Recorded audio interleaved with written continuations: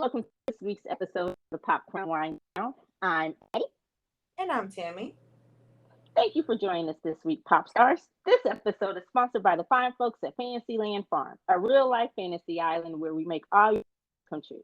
No matter how Disney or how mature, they do everything in between. Check them out for flawless fulfillment of your fantasy, and don't worry about privacy and safety because they're always at the top of their list.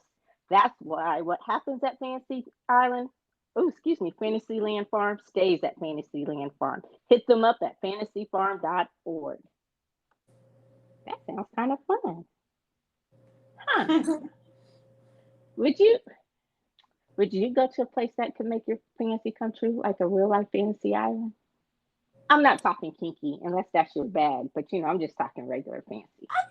What is a regular fantasy is the question. Because, should I do the PG fantasy or the rated X kind of thing, Whatever floats your boat, whatever you're in the mood for at the time. Like a regular fantasy, I guess something that doesn't have a kink would be, maybe meeting somebody or zip lining across, I don't know, a dragon layer or something like that.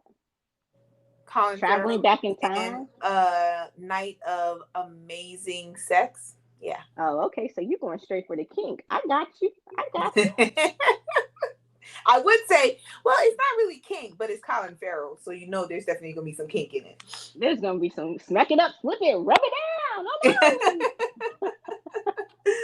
I don't know why I just all of a sudden heard, tie me up, daddy. Let me stop. Where is this podcast already going? My bad, pop stars. All right, so back on the rails we go.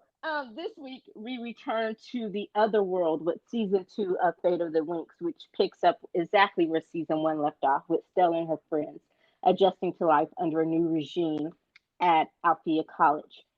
Bloom finds out pretty quickly that she made the absolute wrong choice in freeing Rosalind. Now the entire student body is living with the consequences. So how do they all fare? See what I did there? In season 2 of the saga. So Tammy, what did you think of season 2 of Fate of the Winx? Did it continue to be magic, or does it need to have its wings clipped? I think there were some hits and misses with this season, which kind of goes along with the first season. I did enjoy the first season. I was happy when it was renewed for a second season, but there were definitely some holes in the story and character development in the first season, and I see some different holes in the story when it comes to character development and the chemistry between certain characters. But overall, I enjoyed season 2, and I am hoping that it is renewed. So I'm putting it out there now. I hope it is renewed for season 3, but we'll get into the details of why. I'm kind of I don't know about it. Okay. I can agree. I think that they did some.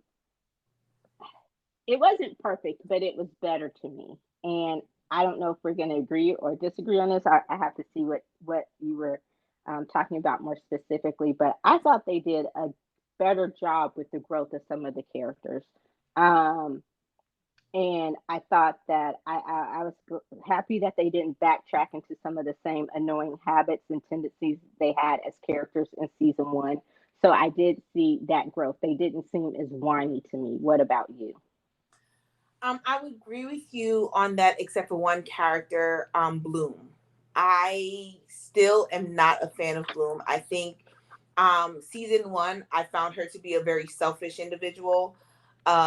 Throughout the entire season, it was like me at the end, and I feel that this season was the exact same thing.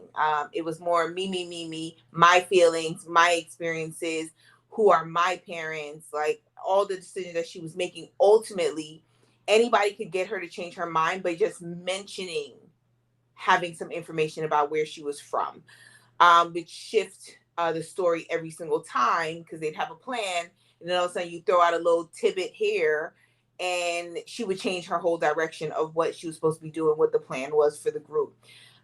So other than that, I did see some growth with Stella. I definitely saw some growth with Aisha. who, you know, opened up herself a little bit more to some connections. But yeah, everybody else was kind of on par, except for I just still am not a fan of Bloom. I am not in Bloom's circle. Um, I agree. I thought she was less selfish this year. I get what you're saying because she did have those tendencies, and as soon as someone did mention anything about her family, it did seem to kind of like change the game or have her second thinking. Like Rosalind was the devil until she realized that Rosalind could tell her more information or that Rosalind was dangling more information about her family in front of her. And it's like, okay, but she didn't stop being the devil, you know. Mm-hmm. Um, and so it's like you almost kind of forget like who she was and what she was capable of. So I agree with you there. In that sense, I think that kind of made her and Beatrix two sides of the same coin because Beatrix, her ultimate goal um, was to find out where she came from and more about her family. I guess she was just more honest about it because she basically told them all that she would do the people in her circle, the people that she cared about, that she would do whatever it takes to basically uh, that she would do whatever she needed to do to find out where she came from or to get the answers that she needed. So she was very honest about that as far as that goes. And I guess we could talk more about Beatrix. What did you think about Bloom and Sky's relationship? Like, did, I can't remember. Were you a fan of Team Bly? Bliss Sky? Bloom? I have no idea what their I have no idea what Bly? What their their couple name would be. couple name would be. But I thought they were good, but once again, I'm gonna keep repeating this when we talk about any type of relationship when it comes to Bloom. She was great.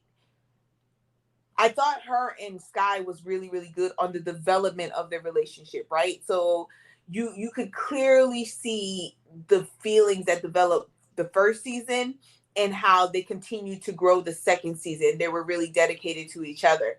But I also once again saw the selfishness on she didn't lean on Sky to help her out.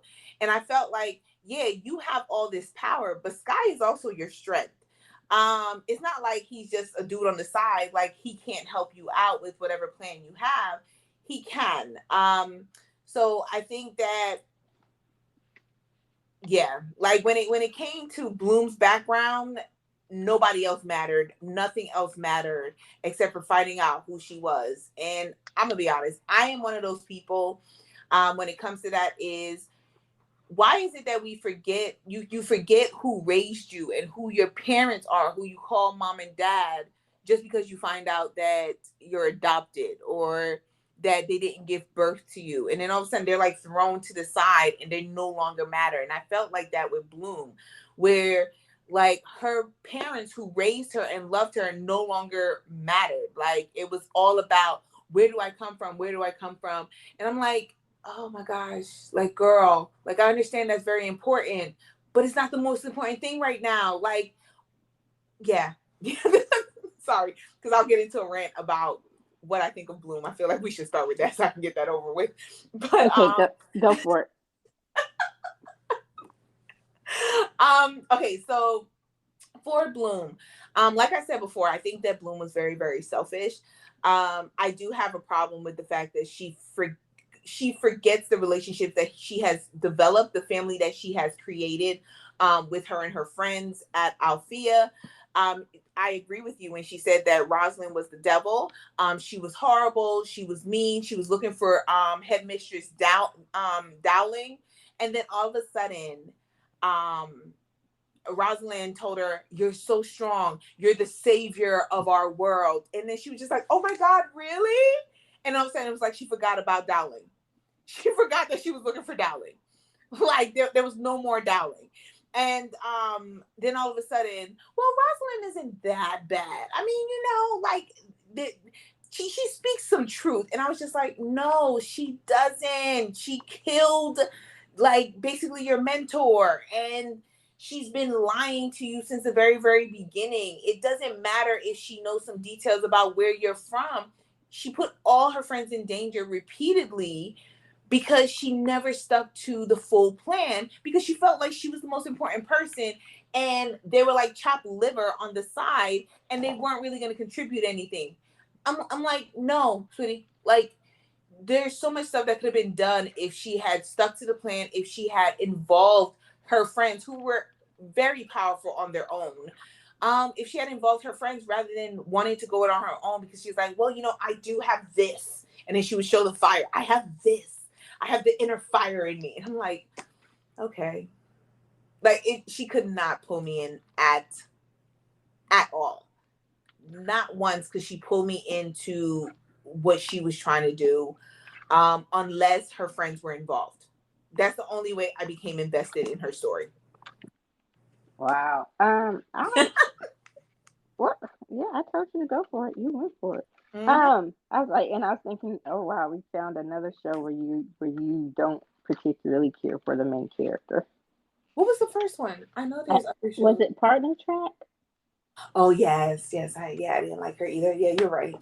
Um, I I agree with a lot of what you're saying. I think I just liked her more. I was able to tolerate her more.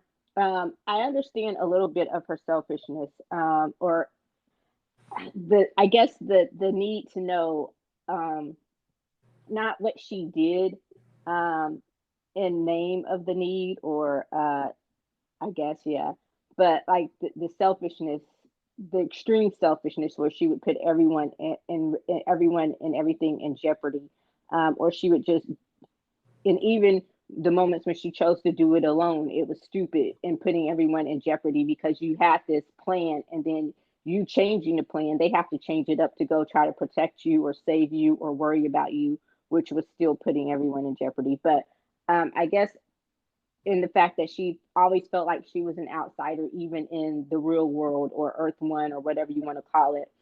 Um, and so when she found out she was a fairy, it kind of made a little bit more sense, especially considering how she nearly killed her family, her mom, her adopted mom, when she started that fire, and she didn't realize how she started the fire.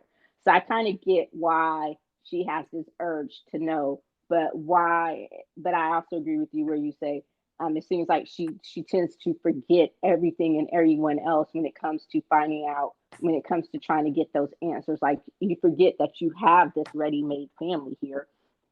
And as far as leaning on Sky, it's like you always wanted him to lean on you when it came to him talking about issues with his dad, his bio dad, and Silva, but you weren't willing to do the same. You weren't willing to do for what you were asking of him and leaning on him. And I hated that. Like, that was the one thing. Like, I agree with you. The way their relationship developed, it was great. I liked how they took it slow. You saw the friendship. You saw the true caring there. You saw that they really did have a good relationship. Even you saw them disagree and all of that kind of stuff. So it wasn't like sugar coated to where everything was always roses and rainbows and all of that.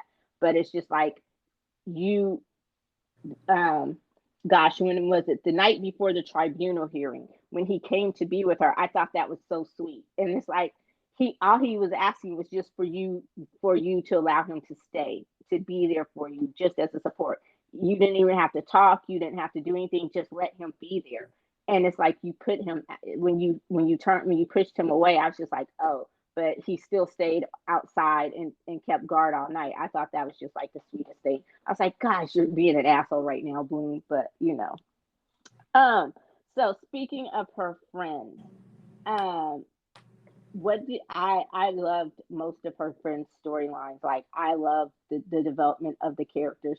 I thought I even liked Stella a little bit more, like, believe it or not, because Princess, she was one of the ones I think we hated so much last year, where they did a really good job of, um, you of developing her character, and you get to see more. She still had some of those spoiled princess tendencies, but you really saw her, come into her own, and see that if something happened to her mom, what kind of queen she would be. Like, I thought they did a good job with her growth. What about you? I love Stella. I loved how I think one of the most powerful scenes that Stella had this season when she was talking to her mom, and her mom thought that she would just automatically want back all the privileges that she had when she was in her mom's good favor. And when she told her mother, if it's between those privileges and my friends, you wouldn't like my answer, which is letting her mom know at the end of the day, I'm going to be there for my friends. And you see that she was there every single time, um, for the group, like begrudgingly. She would show affection for them. But the second powerful scene for her is when Tara came out, and the first person to just automatically embrace her was Stella. And you know how they kind of had like a little bit of a love hate relationship sometimes, just because she thinks Tara is so annoying. But to see that she's fully embraced her as a friend, but that they've also embraced Stella, you know. So I think that one of the best character developments this season has been Stella.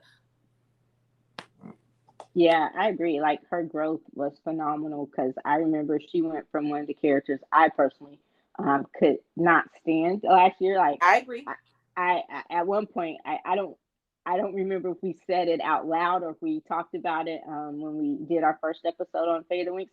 But she was one of those ones where I was kind of secretly hoping she died. Like it wouldn't have bothered me, just because she was so bad. And I also love how they handled the quote unquote love triangle between her, Sky, and Bloom, where it wasn't just this whole tortured thing. It was like, because last season that's kind of what it was, her going out her way, trying to find ways to get Sky back. So she is this season, you realize she still has feelings for him, but it's how it's very natural in the ways that she goes about processing those feelings from, okay, we're not going to be together anymore, and her kind of thinking, well, maybe, and I'm doing just an internal monologue just from what I saw, like, if I had been this person all along, maybe we could have still been together. But on the flip side of that, this is also my best friend. This is one of the people who knew me the best, even at my worst. It was Sky. So I loved how they were still trying to figure that out. And it got to a point where they were friends, because when she really needed someone to talk to and talk about that thing being stuck in her back, it was Sky, and he was there for her. And I really liked that, how they did that. So it wasn't that angsty back and forth thing that a lot of YA and teen shows like to do. It was just a very natural progression of, I still care about this person. I still want him in my life in some type of way, but I'm respecting the fact that he's moved on. And I liked how, at first it was awkward, but her and Bloom even came to had an understanding, and it got to the point where it wasn't affecting their friendship or their relationship. So I thought that was really kind of masterful in how they did that. It kind of played against the normal trope of how they do those things. But yeah. Um, Okay, we already talked about, but Tara, I loved her storyline too. I like Tara, and I like how. Um, were you surprised when she came out? Let me ask that. Yeah, I'm sorry. I'm still a fan of her and Revan. I so wanted them together up until I realized, because they were dropping hints definitely, but up until I realized, like, oh shoot, okay, so yeah, but up until then, like, yeah,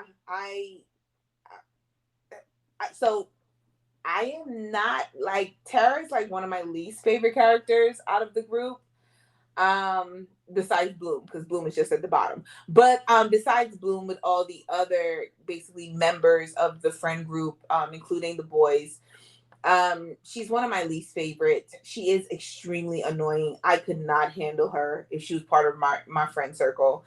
But I did like how they did the storyline, like the slow progression of her figuring it out, and then kind of like talking about it with her cousin, and then going from there to revealing it to her friend circle. So I think that was really good. Yeah, I'm with you. I was still kind of holding out a little hope for her and Riven, but as you saw the hints and you're realizing, okay, this is what it is. Then I was like, okay, if it can't be Riven, then that's a great reason as to why um, it couldn't be Riven because they still had that her and Riven still had that love hate push pull type thing. I guess, and that's just the natural chemistry between the characters. Um, but speaking of her cousin, did you like the addition of Flora? No. You didn't like the addition of Flora? I thought she kind of fit in seamlessly. I kind of liked her. Oh, of I course was. I'll agree she did fit in, but you asked me. That's not what you asked me. You asked me, you asked me if I liked the addition of the character of Flora, and my answer was no. So you don't like the character of Flora? I just don't see her purpose. Like Um, I don't, and I think the show didn't give a good portrayal of how she plays into the story. I just didn't see it as much towards the end. Like the last episode, I kind of see like the direction that they're gonna go for the next season. With a lot of the characters, especially with Flora. But throughout the show, it was kind of like she was a fill-in. Like I did not see the purpose of her until the very end. yeah, I think I can agree with you on that. I liked her. I liked the way she fit into the group. I liked the character. I like that she kind of took Tara down a couple of notches. Like, you're right. Tara is someone in my everyday friend circle. She would probably be the one that I talk to the least because that personality and my personality would Mm-hmm. not clash. No. Like I would probably say something that hurt her feelings and just keep on moving. Like, get over it. Like calm You the know, fuck wait, down. wait, you know who she remind me of, right? We ain't gotta say no names, but you know who she remind me of? You see it, right? I think I know where you're going with Okay. that. So yeah, I'd be like, nah. So, but I do like the character. I do like her character. Um, and I agree with you. I kept thinking her cousin was going to be one thing, but she turned out to be another. Like I was thinking, I thought her cousin honestly was going to be the plant. No pun intended, since their powers are the earth.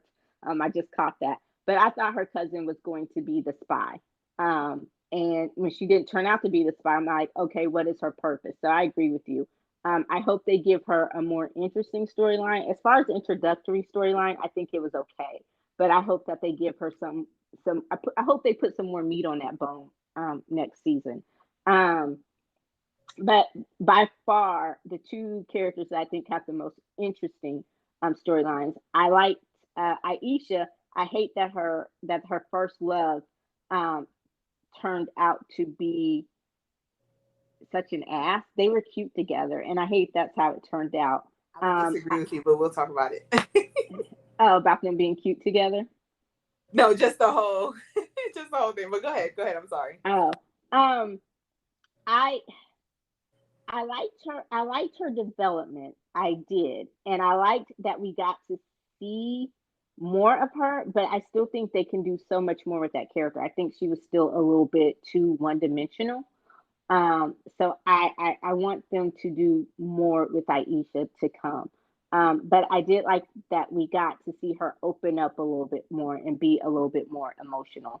Um, and yeah, and that dude, I forget his name. Was it Gray? Yeah. Yeah, Gray. He brought it out of her. So I thought they were cute together. And I hate that he turned out to be an ass. Like, or he wasn't really an ass. Like, you understood why he did what he did, but still. So what were you gonna say?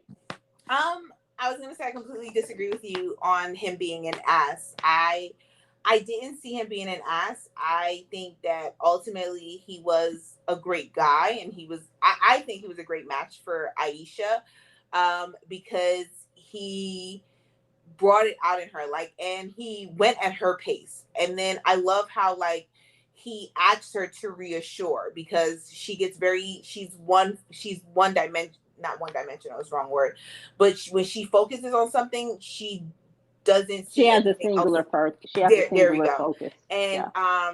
so because of that, him going and being like, hey, are we okay? Like, are we good? And she's like, yeah. No. I'm just dealing with this, and I just can't focus on more than one thing. So, but we're good. We're good.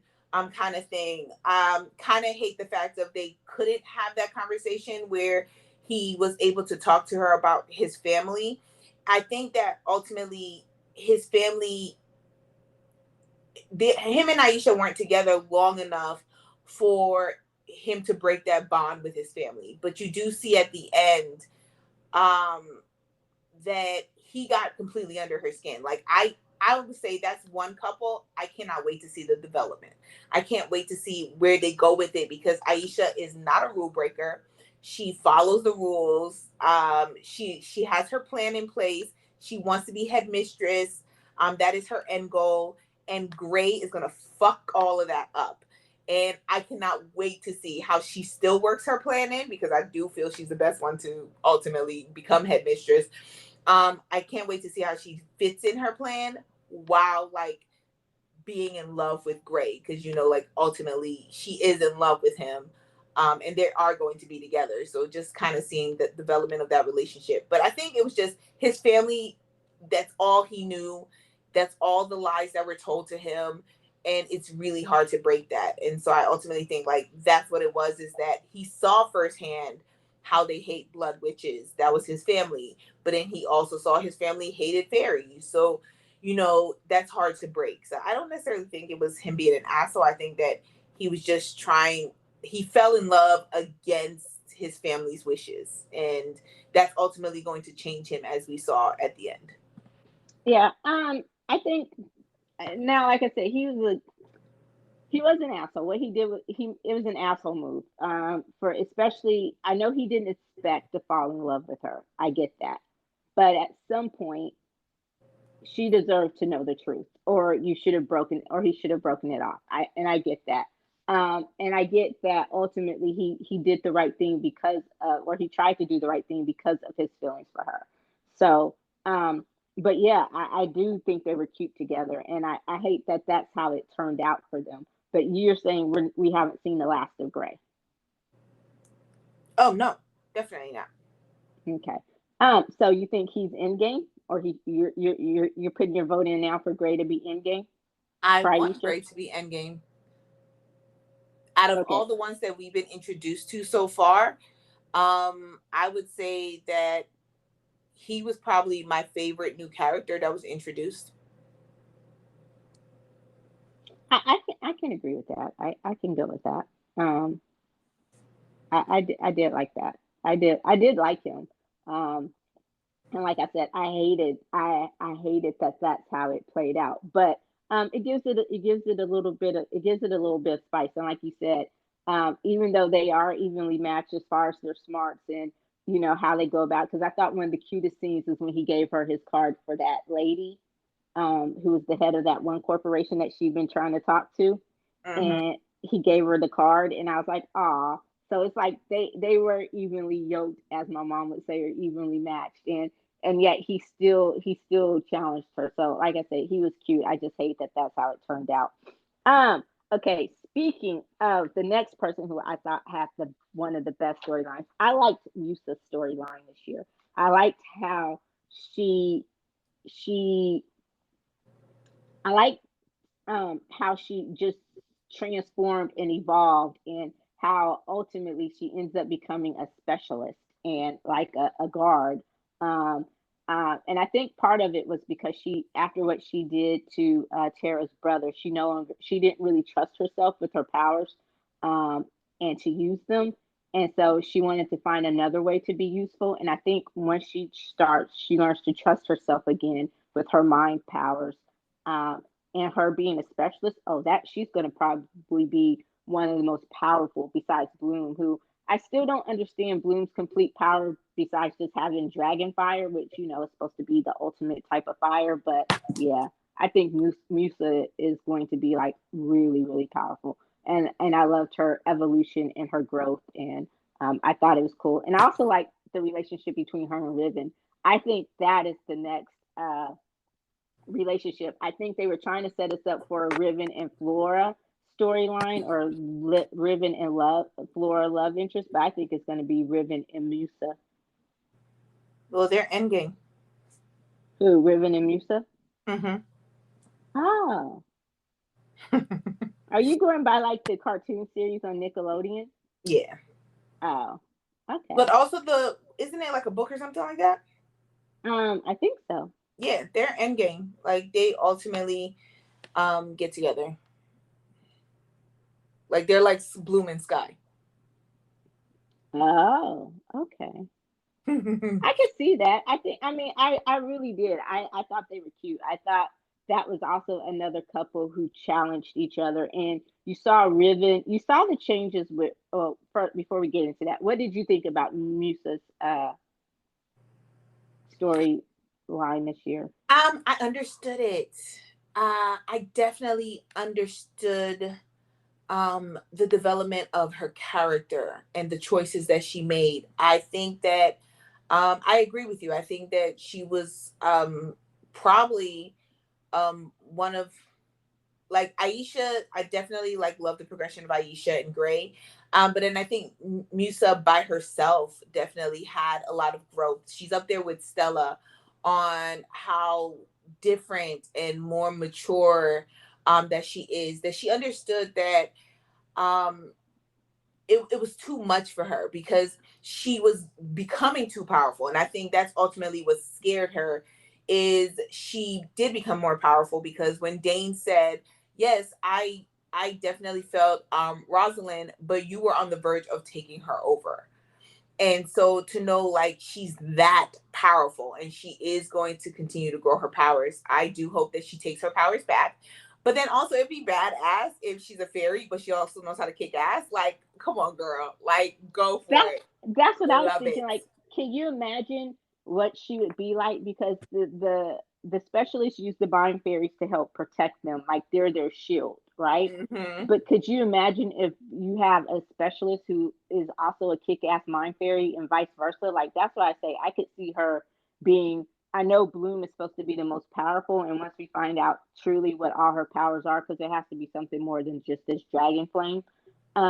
Then I think Musa would either be number one or number two behind Bloom as far as how her powers are going to be used. So I like, and I loved the progression of her story. Like I understood the choices she made. I understood why she left the little roach thingies. I don't know what they're called. The octopus things. What were Oh, they? You I know what forgot I'm what they were talking. called. Scrapers. Yeah, I understood why she went out and she let the scrapers take her power. Like she was still going through the grief of losing Tara's brother, of what she did to him, even though it wasn't intentional.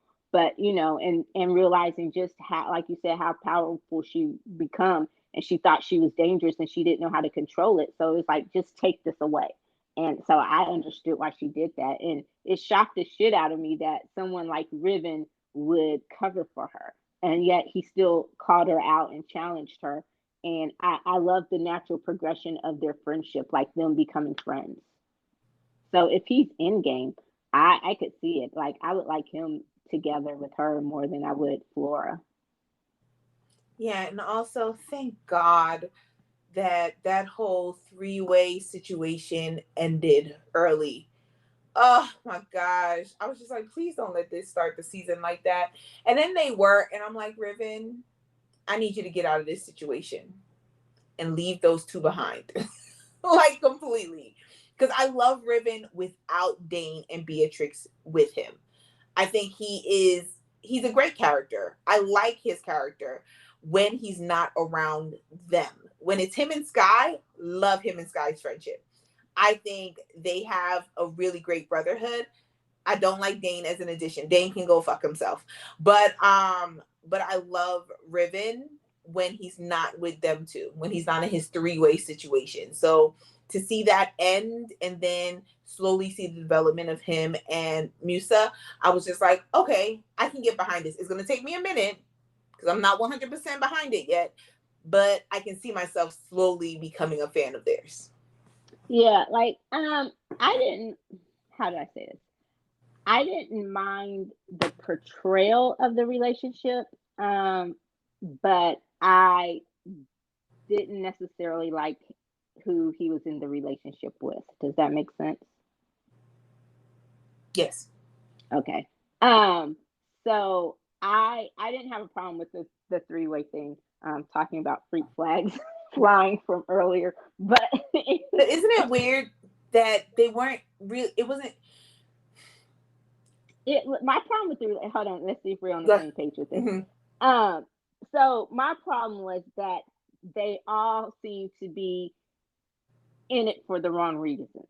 And Beatrice, so Dane, not Dane, Riven was into Beatrice, but they all brought out the worst with each other. Okay, Beatrice, Dane was in the no, Riven was into Beatrice. He was only with Dane because of Beatrix. Dane was only with Beatrix because he that was the only way he could be with Riven. And I thought, okay, so this is never going to work because you're not all invested in the same thing. But I did see where Riven really cared about Dane as a friend, and they had in that friendship, it just got blurred with them also being lovers. Does that make sense?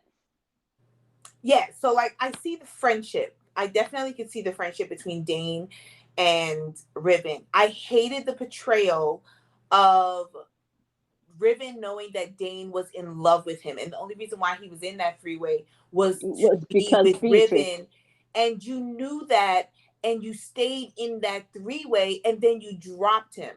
And I'm not a fan of Dane, but I just hated the portrayal of you just being bisexual just because. Like it wasn't like you have any type of feeling towards a man. It's not like he had any type of feelings towards Dane. It was literally just, we're in the moment. So yeah, I'm gonna kiss you. You know, we'll do a little something here and there, but there is nothing outside of this. There is no affection whatsoever outside of this. Like, I just hated the portrayal of that, because then it I don't know. Like, I just feel like people use those kinds of examples on lessening what the LGBTQ community is about, when it comes to that. And I know I'm going off of my soapbox, but it annoys me when you have those types of situations. Like, that's the one thing that really annoyed me, because you said it perfectly on who was really into who and the reason why it was happening. And then Dane was a fucking asshole. So Yeah. can I say one scene that lets me know how much he was an asshole and how he had to be put in his place? When he thought that he actually beat Sky on his own at the Oh, very Sky didn't beginning. throw the fight. Yes, because Sky, when Riven was explaining what was going on to Andreas, and he said he'll never draw blood because this was first blood, and he was like, Sky will never draw blood. So acknowledging the fact that Sky is the most powerful specialist, and he'll never draw blood, and so Dane draws blood, and he thinking like he the hot shit, and then Sky has to go there and show him later on, baby, I let you win. You ain't nobody compared to me. Like, I was just like, dude, Dane, come on. Like, you're not even stronger than Riven. Yeah, that was and I agree with you. Like I hated that for Dane, like because you saw how much he was in love with Sky. I mean not Sky, but With Riven, Riven. Mm-hmm. and it was just like, well, and I think sometimes people use that like these friends with benefits and these hookup situations where people use it. Well, they knew the deal, but yeah, they knew the deal, but you know that they're obviously in love with you. You know that there are real feelings involved. So if you don't feel that way towards them, why don't you be the bigger person and end it? So that to me, so it was just, I was happy when it ended too because it was just, it was a bad situation. Your middle was toxic. It was just toxic, and everybody was going to get hurt. And so I was surprised that Dane actually just stayed around with Beatrix as long as he did at that party. And then when I forgot what she said or did that was truly fucked up, and he's just like, I'm out. Oh, and then she goes up to him and she's like, he'll never love you. And I was just like, God, yeah, So I'm I was in glad. it though. I was full supportive of what she said to him. It can be seen as being mean, but he wasn't understanding when Riven told him multiple times that he would never be with him without Beatrix in the middle of them. Like, he just could not get that, and he really thought the longer you sleep with Riven and Beatrix, then Riven's gonna fall in love with you. I was like, boo, like there's always somebody between you and Riven. Like, you're nobody to him, except for a friend. So I was with Beatrix when she like was like, look, She was like, you see that over there? He'll never love you. You'll never be with him. You are nobody to him. And I was just like, it's true. And the few times that y'all did hook up without her, it was like, dude, he always said this is not what you think it is. Mm-hmm. So it's just like, yeah. And I get there are people out there like that, but I'm glad they didn't portray that. So or keep portraying that. Okay.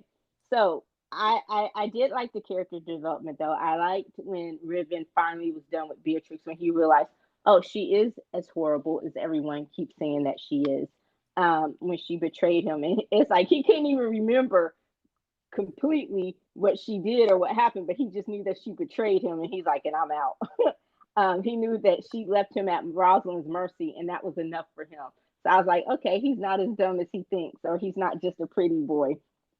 Um, but yeah, I also kind of liked Beatrix a little bit more. I liked the anti-hero quality that they gave her. She had her moments where she was full bitch, but one thing you can say about Beatrix from beginning to end, she was always honest about her motives. She never pretended to be the good guy, someone that she wasn't.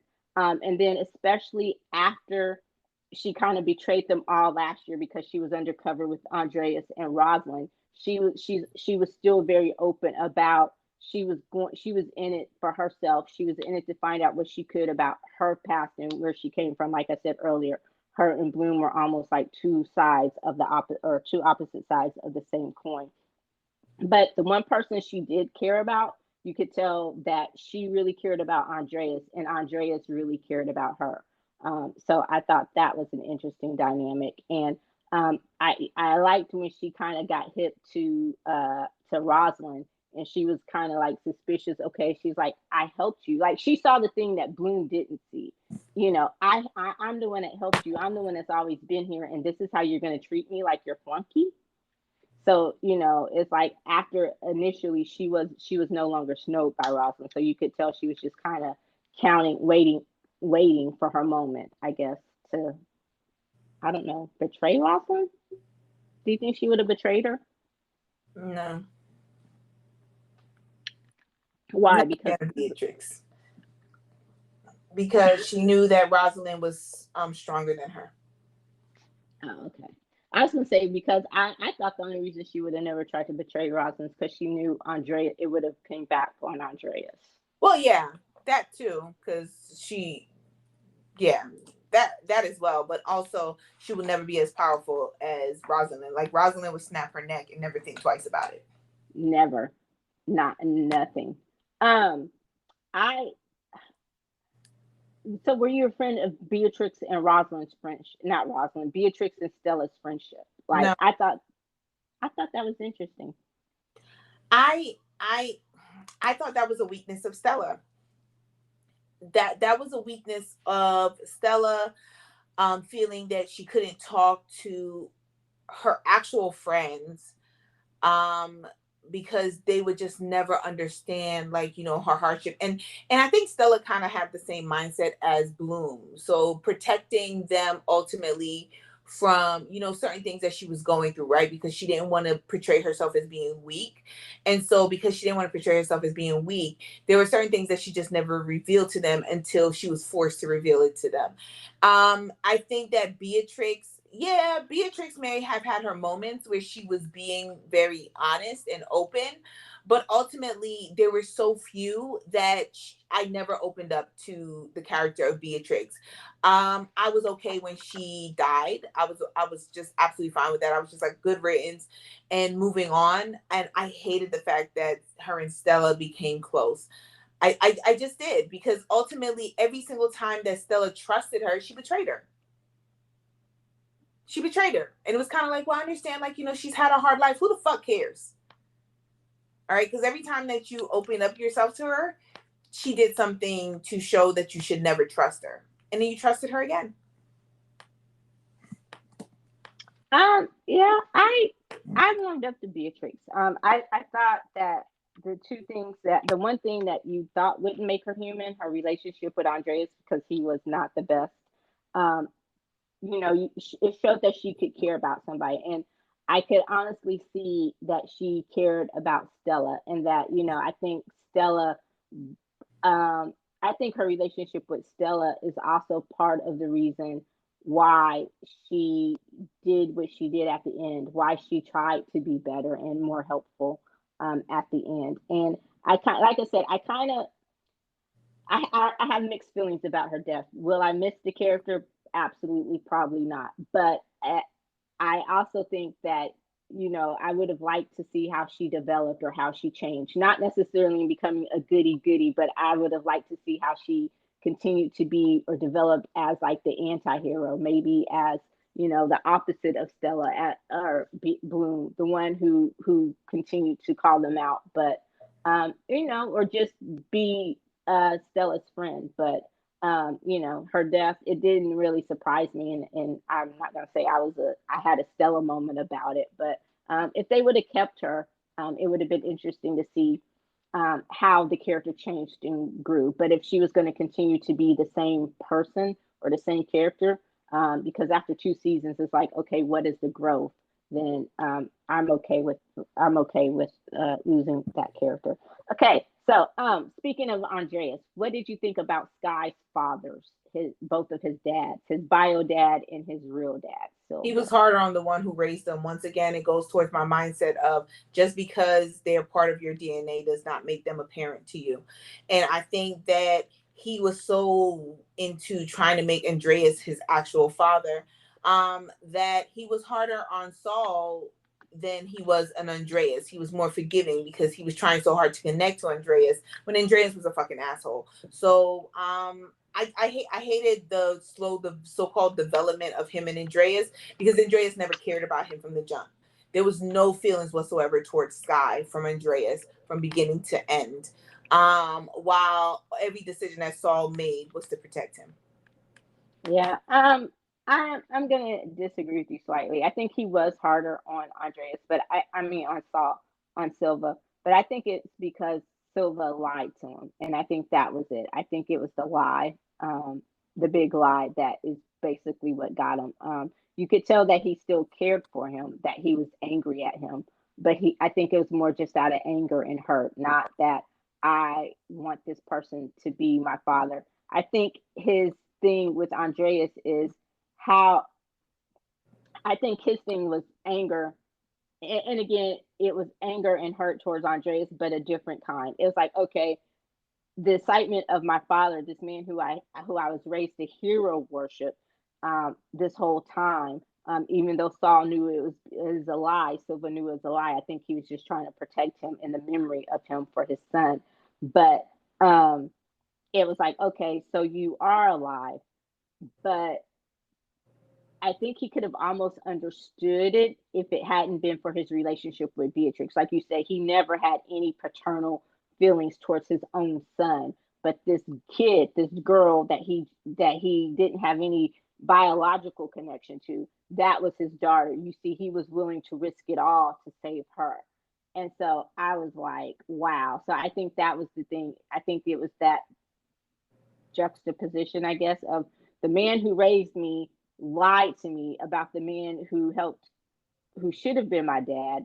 Um, and this man has no feeling for me whatsoever. And I don't think I think he wanted to understand him, but I don't think he ever was really looking for a true father relationship with him. I think he just wanted to see, am I really like this person? Like, what is that connection between us? Because I never got the feeling that he was looking for his approval or his love. I think at times he wanted to show him that he was better than he was, that he was fine without him. So, um, at the end, and I understand him being conflicted about having to kill him because ultimately that was his dad. But, I'm glad we didn't get the whole touchy feely dad reconciliation. You're my best friend. Oh, how I missed you type thing. I'm glad they kind of stayed true to that whole relationship course from beginning to end. Does that make sense?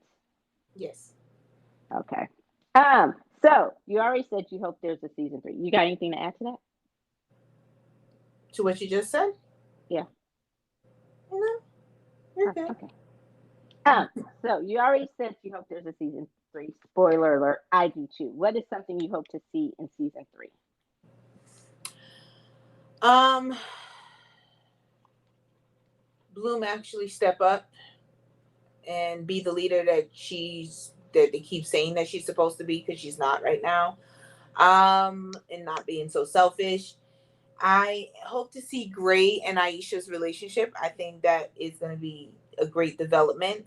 Musa and Riven as well. Definitely down for that. Kind of seeing who the next headmistress is going to be and how that's going to work out. Um, and just seeing like their friendship. Like, I'm okay with like if Dane was to disappear. I'm okay with that. But the full like friendship circle of the guys and the girls, I'm just really looking forward to seeing how they develop and how they become stronger on their own as well as together, because they all transformed in the end, except for Musa, right? I think, did Musa transform? No, right? Or yes? A little bit. You saw her wings, but I think also Musa. Okay. Yeah, because no, So because in the end, she at did the moment transform. she didn't have her power back. She only got her power back once they destroyed The guy, it. right? The Okay, guy so is then the she four didn't elements. transform, but the rest of them did transform, and so it was really great to see them transform, because it just shows the power that they're slowly developing and becoming stronger. So I'm just really excited to see how much stronger they become apart as well as together, so that it's not just the Bloom show all the time. Yeah, I agree with you on that part. But that's the one thing we didn't talk about is Bloom ending up back in time. Like, what did you think about that development about her actually being thousands of years old, like just a dormant dragon baby or a dormant dragon fairy? It ain't mean nothing to me. Um, yeah, I'm interested to see. I hope, and I'm with you. I hope that she gets the answers that she's looking for in what the other world, back in the past where she ended up being transported. What did they call it? The underworld or something? Um, I hope she gets the answers that she's looking for from her bio mom, so we can move on past that, and we can, like you said, I think once she gets out of her own way and gets past that, that she can actually grow into or develop into the person that she's meant to be. Because right now, all of that is holding her back. So um, I agree with you.